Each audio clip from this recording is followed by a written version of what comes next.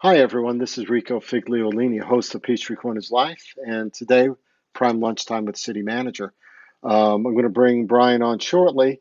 We're going to be talking about quite a few things: the AV shuttles that have returned to Technology Park, ARPA grants that are in the process right now of application acceptance, and a few other things as well. But I just want to let you know that Brian, being city manager of Peachtree Corners, has been out again, as he often is, doing speeches and giving keynote addresses at conferences that help attract more businesses to City of Peachtree Corners. So we're fortunate to have him coming from the airport parking lot as he's come in from giving a keynote speech. Hey, Brian, at Move America, which is a mobility conference held in Las Vegas. And not only did he do the keynote speech there, but he ended up having to uh, be there for another hour and a half handing out business cards to a line of people that showed up wanting to know more about the city of Peachtree Corners. So how you doing, Brian? And thank you, by the way, for coming from just right off the plane onto the show. Appreciate that. So let's get right into it. There's a few things that we want to talk about, and let's the fact that you've come from the Move America Mobility How are Conference, you? we can pretty good. You know, um, there might be a slight delay, it seems, but we'll work through that. But our first thing would be about the AV shuttles that return to Peachtree Corners and Technology Parkway. So tell us a little bit about that, Brian. About the two companies, Local Motors, Navia, which is a French company. So tell us a little bit about what that means and what actually is happening there. This started, I think, last week, right? It has, and again, appreciate this opportunity, Rico. I do apologize. I'm not in my normal environment, if you will. I just flew in from speaking at a conference, a mobility conference, in which the what you Right. just brought up was the topic at the conference, and that is we are on this coming Wednesday are going to be unveiling the deployment of our second round of autonomous vehicles. This time, as opposed to the first, we're going to do a couple things differently. In fact, different enough that I can say that this is going to be the first time in the world that there is going to be a deployment of autonomous vehicles from two different OEMs or original equipment manufacturers. Right.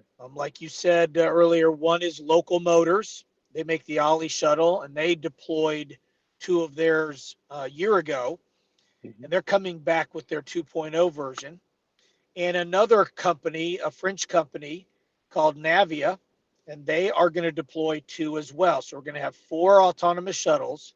And for the first time in the world, there's going to be two autonomous shuttles from two different OEMs deployed on the same public road at the same time across the 5G wireless network. And so they're going to be testing connected vehicle uh, services and Mhm. capabilities for these these two OEMs and the four shuttles to test their ability to communicate to each other. So, one driverless vehicle to another across two different companies, as well as communicating to human driven automobiles on the roadway. And there's a lot of interest in how well they perform. And another important thing is as they do it in a living laboratory environment, these shuttles are open to the public. So people are going to be able to ride on these shuttles just like they did the first time, but in this case, it's two different ones. And in some cases, they may even be doing what's called platooning, which is the lead shuttle is using its capabilities to move Mhm. forward, using its LiDAR to see, using the map that's put into its, central processing unit, using its Right. sensors. Um, but then the trail vehicle is going to take all of its directions, if you will, from the lead vehicle. And so it's really just going to keep its distance on the lead vehicle the whole time. But anyway, can talk about all the unique Okay. stuff that's going to happen, but it is our second deployment. And the last thing I'll leave you is, if, as a resident myself, I could sit here and say, well, what's in it for us? I mean, it's not going to be coming into my neighborhood, or I'll never be using it for functional reasons. Maybe I'll do it as more of you know, a curiosity play, and I want to see what it's like. But what Right. is happening here is these shuttles and the deployment bring with them teams, support teams Mhm. that are here to both keep the shuttles running and to manage all the testing that's being done. And these people have to stay in hotels. They've got to Mhm. eat. They're going to probably purchase things, beyond that. These shuttles are here for a year. And so these shuttles are generating activity that our community will benefit from by their mere presence here. That's exciting, and that's exciting because I think not only that, like you described, but all these companies put out their own press releases, right? And they're pushing the fact that they're in Peachtree Corners doing this as well.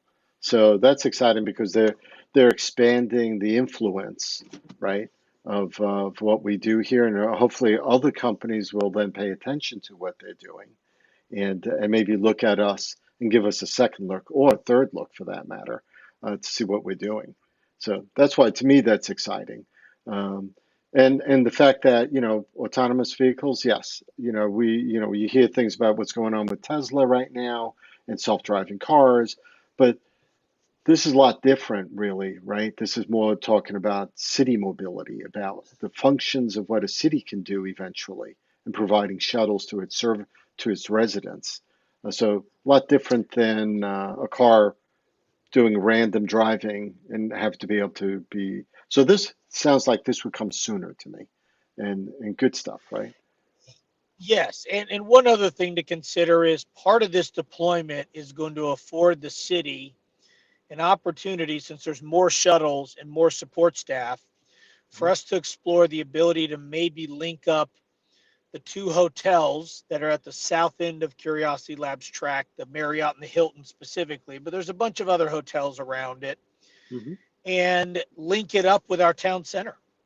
And we Yes. might be able to do it in such a way that people can go between the two and not actually do so on our road, or on Right. existing road.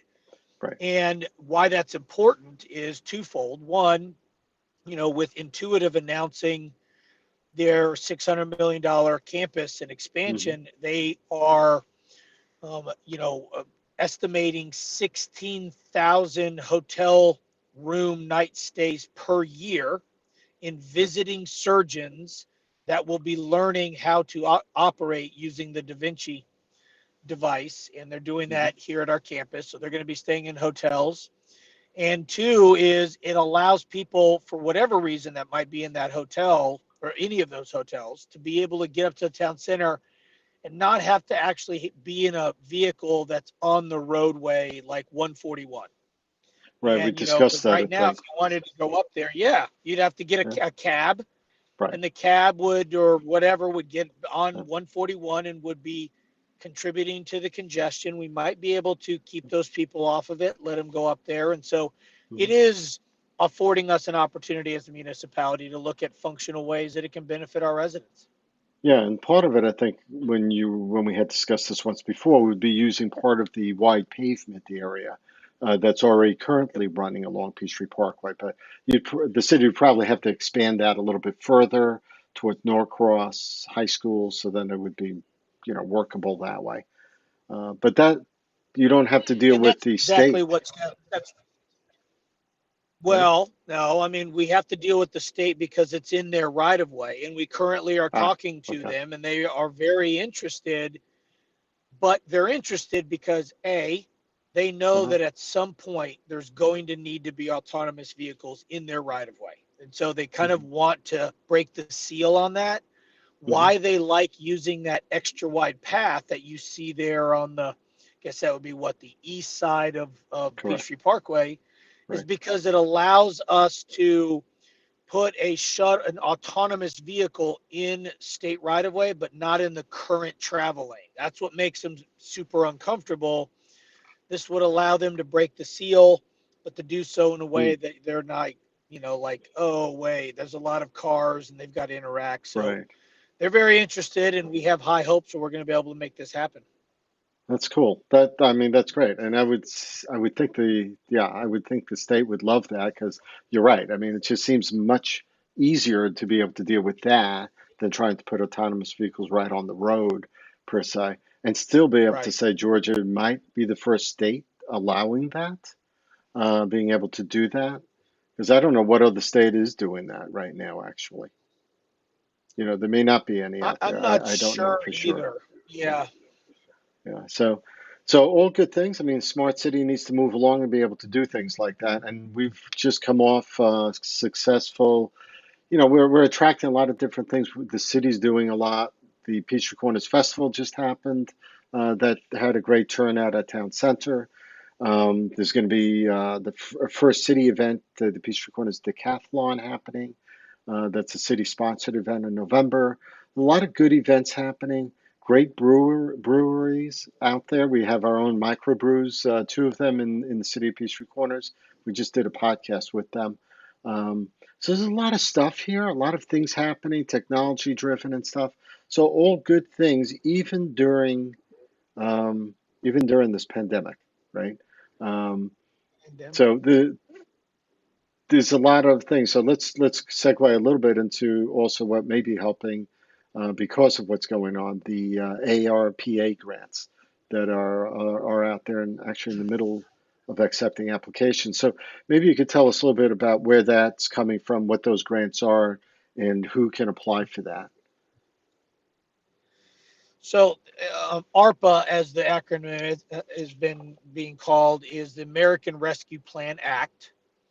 It is the legislation adopted by U.S. Congress, signed by the president to appropriate money to states, counties, cities for us to uh, essentially pump money back into the economies of these jurisdictions and help and do so by helping those companies, for profit, nonprofit, but helping them deal with pandemic related costs or loss of revenue. So it's money that we're getting or we've started to receive for use in helping organizations, deal with the effects of the pandemic. And so we may be one of the first, at least in Metro Atlanta, who has formalized a program and a process for this money to get into the hands of these organizations that have been affected by the pandemic. The reason that we moved as quick as we did, um, although I will say quick but yet methodical, we Hmm. had some outside help with some consultants who do grant writing and administration for a living, and they helped us formalize this program. But mayor and council's guidance to me was get this into the hands of those in Peachtree Corners that need it as soon as you can, because the assumption is these organizations are hurting the most Right. today that they will going forward, meaning they're going to be hurting a little bit more today than tomorrow, and then a little bit less, the next day and the next day. Hopefully, as the economy continues to improve, but Right. their direction was get this into the hands of those who are hurting as quick as you can. So we published the program, and we can talk about it more detail, but it is open, and Hmm. we are appropriating, or we have about $8.2 million that are going to be going out to various organizations that qualify. Okay. And as far as qualify, what type of organizations are we seeing coming in or should be coming in to take advantage of this? Well, so we have really there's no limitation on what type of organizations. You can be a for-profit, you can be a nonprofit, you can even be a governmental entity Mm, technically, but it's not the type of organization that guides it. It's the um, ultimate, I guess, use of the money that guides it. So, for instance, some of the okay. easy things to qualify would be loss of revenue. A Mm, company generally was generating a certain amount of revenue prior to the pandemic. mm, Pandemic hit, they're not generating the same. This money can be used to supplement their revenue stream based on previous earnings. And so to mm, qualify, they would come into the city and show us how much right. money they generally would make and how it would decrease because of the pandemic, and then money can go to them and they can just you know they can re-energize their coffers, if you will. That's an So easy this, one. um, yeah. Go ahead. No, no, sorry. Go. Well, Didn't mean so to interrupt. so there's some other ones, other uses. And by the way, that operational issue with the Mm, pandemic, like revenue can be for profit or nonprofit. It does not, we don't, you know, differentiate between the two, in that both of them can qualify if they can show us that they have lost revenue because of the pandemic. And then you get into expenses. There are mm, expenses that companies have gone into because of the pandemic. I mean, easy examples would be capital improvements made to address the fact that we have an airborne virus. So there could mm, have been structural changes that somebody made to their office. There could have been technology they purchased so that their employees can work from home. Things like that that are pandemic related. And then there could be deferred maintenance. There could be, mm, building maintenance that they normally would have done, but they couldn't because the pandemic affected their revenue streams, or they closed completely. There are industries like hotels and that have been decimated by the right. pandemic, and they in some cases closed their doors completely. And so there's that, and then you get into those groups that have been affected more than others. So there is money that out there that can go to you know population groups that are underserved, that may have been disproportionately affected by the pandemic. And so if you can have an expense that might help those who were affected in that way, that can also qualify. So there's a lot of different things and different activities, different uses of the money. They do need to all fall under the pandemic, and whether it's loss of revenue, increased expenses, groups disproportionately affected, but it's all pandemic related. And so that would be how we're getting the applications, but we are getting applications from all sorts of for-profit, nonprofit oriented, organizations. It's good to see that the federal monies are put into local hands, right, to be able to help put this out and get it to the right people. So I'm glad cities being able to do that probably way before some of these other cities are able to get their act together.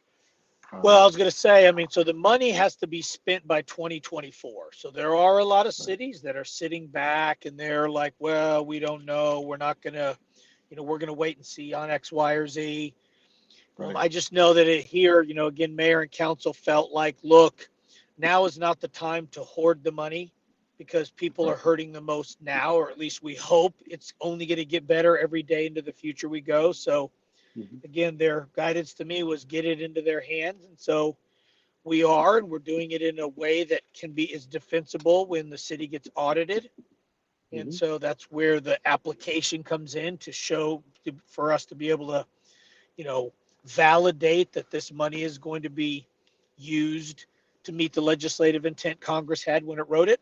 And but our job is to get it into those people's hands as quick as we can, and we are, finance department led by Corey Sally and some consultants are million miles an hour right now, grading applications and trying to get that money passed through to those in need.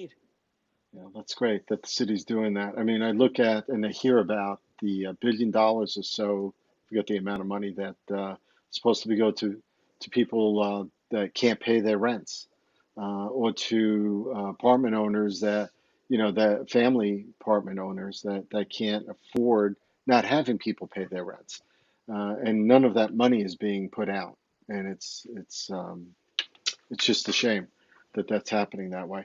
But so I'm glad the Yeah. city always, always, and with the city I see is always pushing forward and doing things.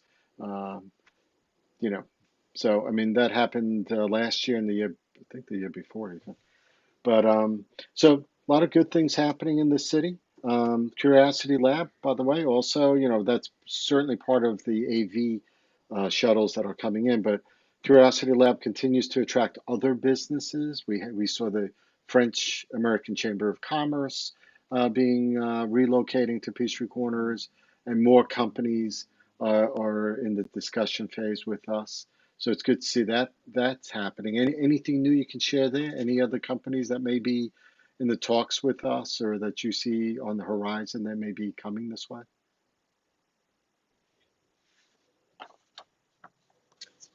You're talking about like what type of activity or what type of technology? Technology, activity, anything you can share along those lines? I know sometimes it's hard to do that, but Yeah, I mean, when you've asked me that in the past, I'm always yeah, like, anytime I estimate like, oh, there's this, I think that we've got the most bleeding edge type of stuff, there'll be something else that blows my mind. I mean, again, it would have never occurred to me that there would be e-scooters that you could summon like an Uber in a Lyft, right, and the human located in another country could drive it to you, and then you hop on it and then you drive it. So, that kind of, it's right, just, right. it's blown my mind. We've got a lot of cybersecurity stuff picking up. Mm, We the track and the city street of the future that is Curiosity Lab has really generated or created an environment that is creating a just a crush of metadata. And so there's been a lot more interest in data security by federal agencies like the FBI and the Secret Service, and by mm, the private sector, financial technology, fintech companies who obviously are in it a lot and are worried about, when they're in different locations, whether that city street of the future will that's around their ATMs or their bricks and mortar locations, whether that'll allow them an opportunity to hack in. Because right now, you don't even have to go to a bank anymore. You can basically do all your financial transactions. I could do it sitting here in a yeah, parking deck on my phone. And so those companies are kind of like, whoa, there's a lot that's going on, including, my phone is connected to my car, the infotainment mhm, system of my car. So somebody, yeah, if I was like gonna, get into my bank and do something, they might hack into my car through my infotainment system. And now they're into my phone because mm, it's connected and I'm making a financial transaction and now they're in. And so we're getting a lot of that. And we're also getting a lot of electric mobility, electrification, electric vehicle charging interest. Big push. I mean, that was, while he wanted to see Curiosity Lab in general, the specific part he wanted to look at, he being, Transportation Secretary Pete Buttigieg, mhm, was the electric vehicle stuff that's going on, because there's just a big push in the 1 point, what is it, 1 point whatever $1 trillion mm, hard infrastructure bill that Congress mhm. is currently, wrestling with, that has a lot of electric vehicle stuff in it. So we've got a lot of interest there as well. So I would say that's kind of what Curiosity Lab is. That's the flavor of the. I think we lost a bit of audio just there.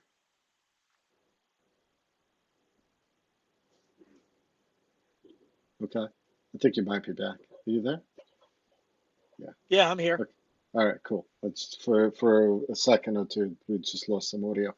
Um, Oh, no, I totally agree. The electric charging stations, all that. I mean, we're seeing today just the other day, I think it was Ford that said that they're rebuilding and they're adjusting what they're doing with their electric vehicles now. They're going whole hog into it. They're creating their own, I think, three different battery factories to be able to source for their electric vehicles.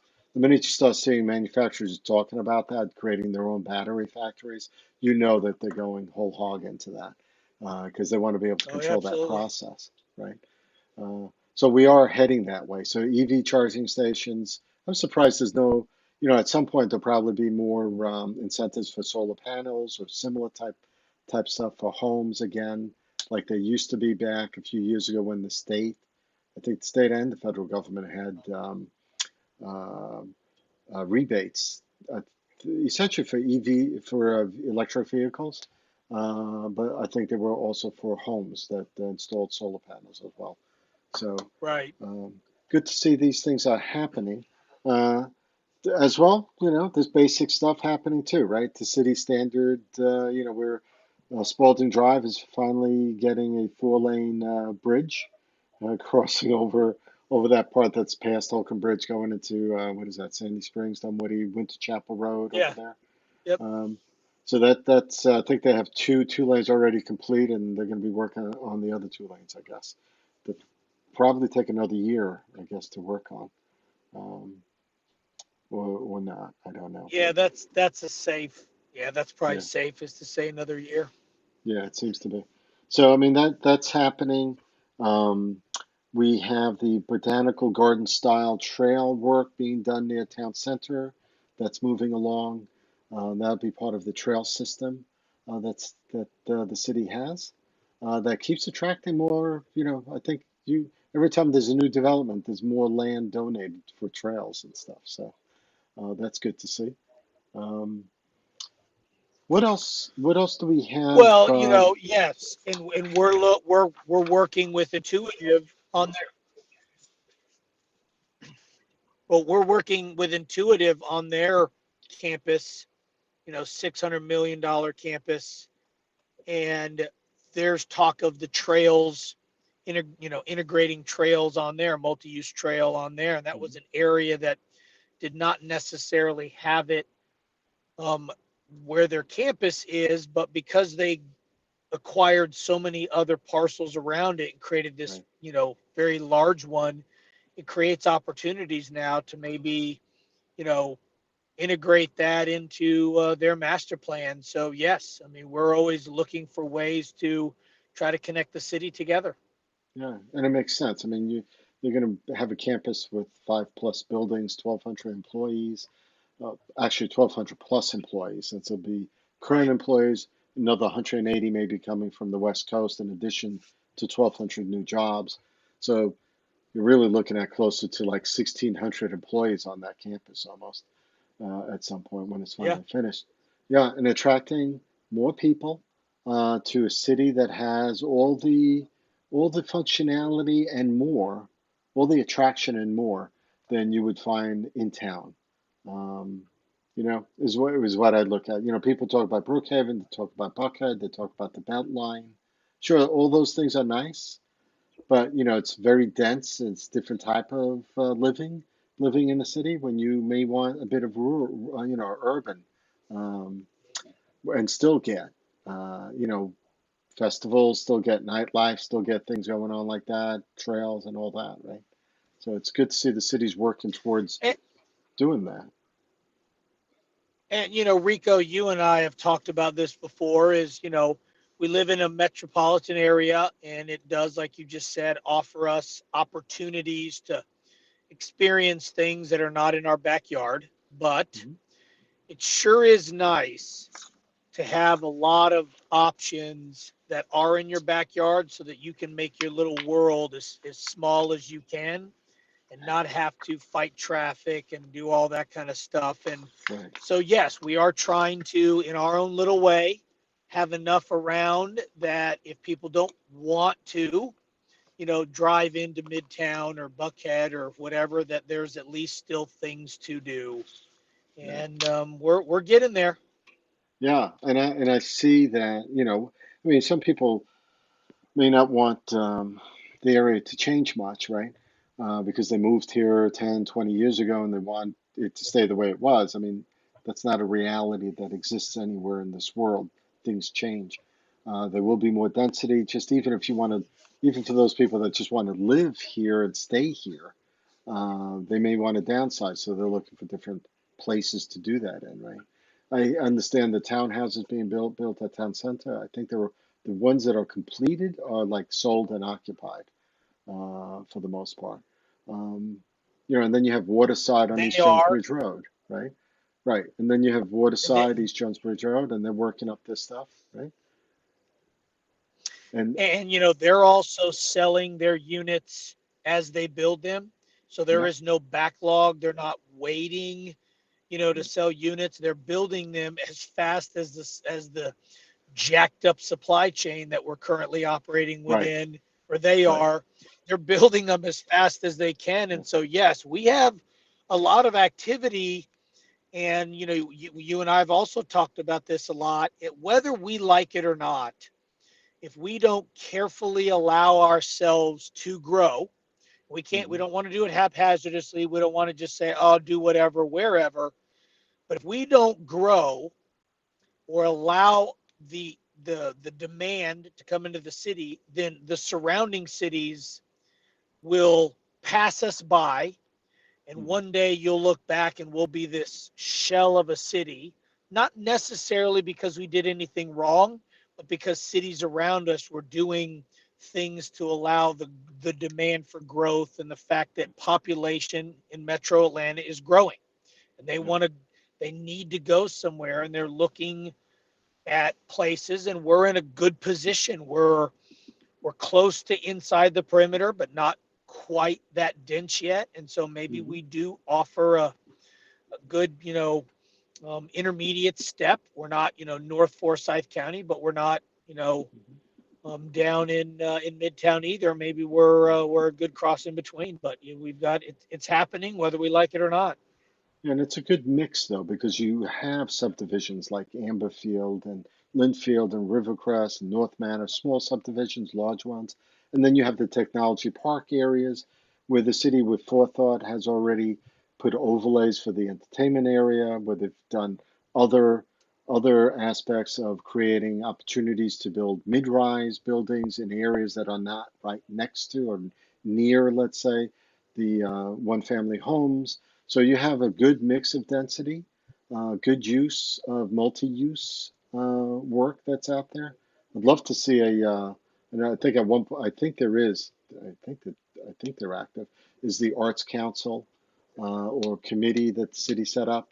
Um, I would love to see an arts center at some point here in Peachtree Corners. I mean, that would be the one thing. If there was something we were lacking, I think that would be the one thing we're lacking, having our own theater an arts center.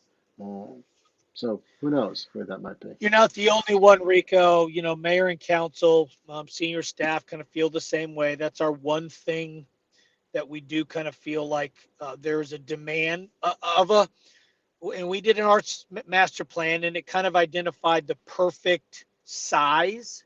Hmm. It wasn't as big as like, Sandy Springs big one, but it Right. wasn't like a, 100-person little like park amphitheater. And I can't remember the sweet spot, but anyway, we are going to, I think it's fair to say, ultimately have it. The question is where, how soon. Does it go into an existing building that we renovate? Do we do a new build? Right. That's kind of what we're juggling right now. But you're right, yeah, and most, if not all, of mayor and council feel the same way you do. That's a need that we can fill before Hmm. too long. And I think that I know with the redevelopment authority that's out there working part of the city, that that could be an opportunity where builders may come in or developers may come in, and that could be part of a solution for a place, is what I'm thinking as well, to Yep. incentivize a company to come in. If they want to put in 300 units and do multi-use with office, 20 or 30 retail spaces, and having a beautiful art center smack in the middle of it. I mean, all that would be nice, if we could get the right type of mix. I'd love to see that too. But That's just me. But yeah, so yeah, I think you all are doing a great job. We've covered a lot. I know next our next meeting together, we're going to be covering more because we'll be covering what's going to be upcoming in the next city council meeting, actually in a month from now, which is the second read and recommendations probably from the planning commission on the one of the applications is a long extended stay hotel that wants to convert to an apartment complex or an apartment building. Um, and there was also another read for AHS residential that's a rezoning, requesting a rezoning of a 10 plus acre area from an M1 to a multi-use development, and that's at 20 and 22 Technology Parkway South. I know those are going to be coming up. I know you haven't formulated Yep. an opinion yet, and the planning department still has to talk about it and come up with a recommendation, I guess, on that. But that's going to be coming up. Yeah, Right. it is.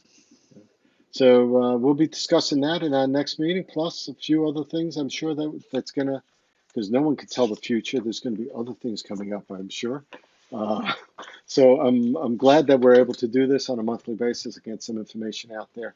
And also this feeds into articles that we write and stuff. So I want people to look forward to our next issue, which we're working on this week. Goes to the printer this week. That's actually talking about. Um, we have profiles of 5 of the department heads of the city of Peachtree Corners, people that most people may not know of, and talk about what they do on a day-to-day basis and how the city actually runs. So I can't wait to get that out there. That'll be fun. So, and any closing thoughts off this meeting and what we're doing? No, I mean, I look forward to your next issue as well. You continue to choose your topics very wisely, and it's a very interesting read beyond the type of stuff the city puts out, which is very informational in its Yeah, nature, which it needs to be. But sometimes we need a little help by professionals to make some articles be more of human interest than what oftentimes the city has to report on. yeah. Well, I mean, and that's normal. I mean, the city has to get out there stuff about storm waters and fire burns and stuff like that. So, Right. everyone should be looking forward to that next issue. Hopefully, it's going to be our pets and their people issue. So, everyone that's submitting pet photos are going to be in that. We have an article in there, several articles, tons of articles, but talking about what's coming in October and November events. There's going to be an article in there about Wesleyan celebrating its 25 years in Peachtree Corners. Um, Probably, I think, the largest land use by a single entity in the city of Peachtree Corners, I think, also, is what they've accumulated in that area, if I'm not Even mistaken. bigger than Waterside. Well, okay, maybe that was prior to Waterside showing up. That might be actually prior to Waterside showing up. Um, yeah, and I'm not quite counting an apartment complex per se, or living area. I'm talking about more business or well, it is a business, right? Institutional use. Institution, yeah. Yeah. So we're having that and just a slew of other articles. We actually have an article also in Gwinnett County's Engine Number 4 over there. Those guys are great. It's a good story. People should catch up on what they're doing also. Um, well, Brian, I appreciate you talking with me and looking forward to doing this again next month. Um, and everyone, thanks for joining us. If you want to learn more about what's going on in the city, check out livingandpeachtreecorners.com. Check out our other podcasts as well. And just, look for the next issue next week. Thanks.